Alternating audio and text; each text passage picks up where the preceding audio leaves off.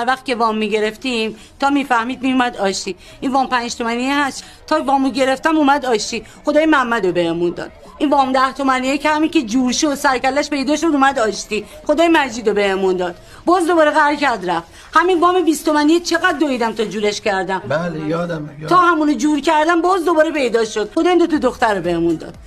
اون دوتا هم که برای وام 25 تومانی چون بیشتر بوده. بنده خدا با حداقل حق و رعایت می‌کرد وام بیشتر.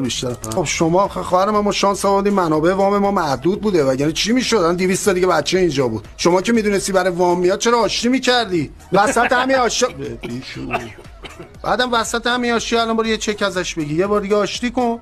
یه برنامه‌ریزی کن وسطش یه چک ازش بگی. خب من اصلا کینه‌ای نیستم، خیلی مهربونم.